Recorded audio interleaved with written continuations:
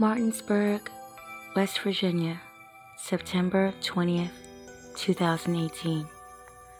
Julie Orellana, 47, sits on the stand asking for mercy.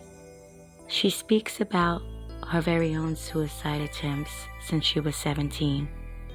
Her ex-husband, who's a police officer, has primary custody of her daughters. She speaks about how she wanted eternal life with her daughters while she was on the stand. She told the girls there was a kitten under the bed. As the girls got on their knees to get the kitten, she would open fire on both her daughters. Olivia, 11, took off running. She locked herself in a room and climbed out the window. She did all of this, and she had been shot in the leg by her mother.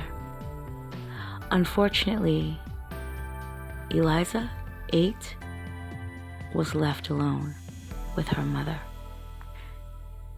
Eliza was shot in the chest, stomach, and back, and was stabbed 35 times. Overkill. Orellana was found 16 hours later with a bloodstained knife and a letter explaining why she did what she did. It's never an explanation to kill your kids. Some of the court documents would read the letter.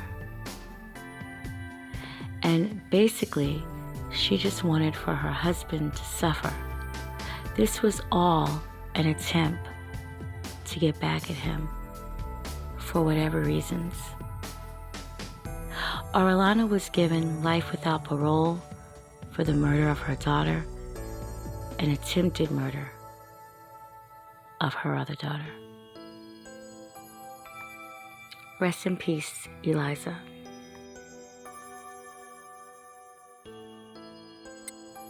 Phoenix, Arizona, June 2nd, 2016. A neighbor said he often saw the children playing outside, doing kid things, joking around, riding their bikes. Another neighbor commented on how they would play outside with the other local neighborhood kids, and she referred to the children as, quote, cute little things, unquote.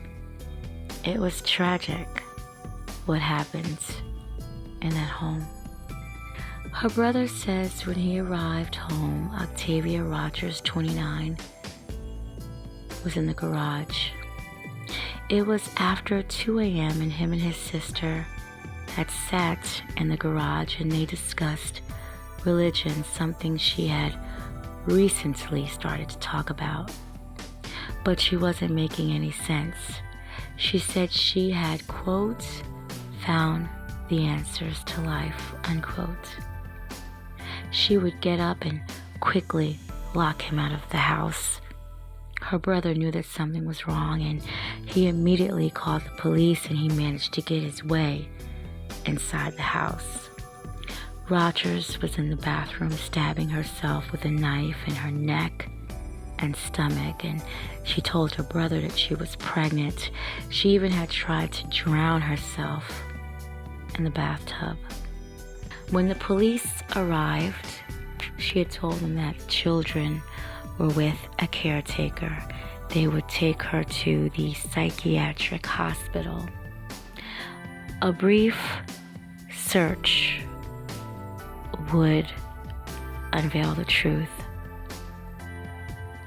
2 of Rodgers' oldest sons were stacked up in the closet, the 8-year-old and the 5-year-old. The baby was put in a suitcase, pushed way back. These children were all stabbed to death, and some of their body parts had been dismembered. After her brief stint at the psychiatric hospital, she would be charged with murdering her 3 children. Rodgers was originally from Arizona and moved to West Virginia for a period of time and returns back. Her last baby was born in Arizona. Her mother, who says she was a beautiful person and loved her kids, stayed at the home as well. She didn't understand why this happened. Rodgers had a lot of help and wasn't under any stress. Rodgers didn't have any past history of mental illness. Her mother, Talana McCoy, describes her daughter as one who didn't go out, she didn't party. She saw her hours before the boys were found dead. She didn't see anything wrong. Quote, "I don't know what to feel right now. I don't know where to go. I don't know where to turn. My daughter knew beyond a shadow of a doubt I would have taken her kids," unquote. This story is so tragic, it reminds me of Rachel Henry out of Phoenix, Arizona, that had suffocated her 3 children to death. Jakia Rahman, 8 years old. Jeremy Adams, 5 years old. And Avery Robinson, 2 months old, had all lost their lives. On Rodgers' Facebook page, she posted her children. She spoke about her children. She said she was blessed to have her children. It hadn't been confirmed that I could find if Rodman was pregnant. The courts was actually pushing for the death penalty, but like Rachel Henry, who killed her children as well, she received life in prison. Rest in peace, Jakari, Jeremiah, and Avery.